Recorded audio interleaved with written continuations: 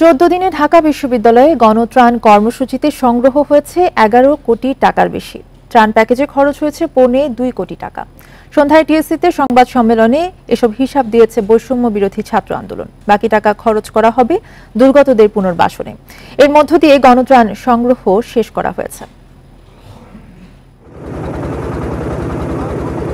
কুমিল্লা, নোয়াখালী, ফেনী, লক্ষ্মীপুর সহ 11টি জেলার প্রায় 58 লাখ মানুষ সাম্প্রতিক বন্যায় ক্ষতিগ্রস্ত হন। সব দুর্গত এলাকায় সরকারি উদ্যোগের পাশাপাশি স্বেচ্ছাসেবীরা নিয়মিত উদ্ধার ও ত্রাণ কার্যক্রমে অংশ নেন।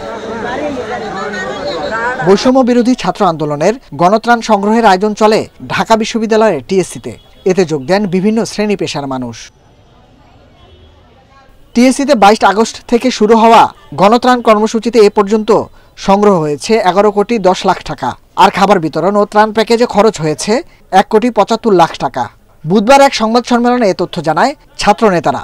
আমাদের মোট সংগ্রহ আজকে পর্যন্ত 22 তারিখ থেকে 11 কোটি 10 লক্ষ 13,569 টাকা। এই সংশ্লিষ্ট খাতগুলো নিয়ে আমাদের মোট খরচ বর্তমানে 1 কোটি 75 লক্ষ 12,794 টাকা। ত্রাণ সংগ্রহ কার্যক্রম আপাতত বন্ধের কথা জানিয়েছেন সমন্বয়করা। বন্যার পানি নেমে যাওয়ার পর ত্রাণের অবশিষ্ট অর্থ সরকারের সঙ্গে সমন্বয় করে দুর্গতদের পুনর্বাসনে ব্যয় করার কথাও জানান তারা।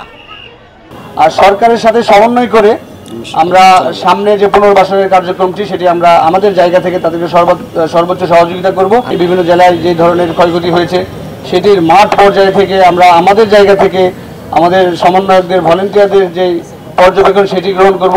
স্থানীয় ছাত্রদের সঙ্গে সমন্বয় করে প্রত্যন্ত এলাকায় ত্রাণ বিতরণ করার কথা জানিয়েছেন আয়োজকরা। Nahid Kamal, independent news, Dhaka.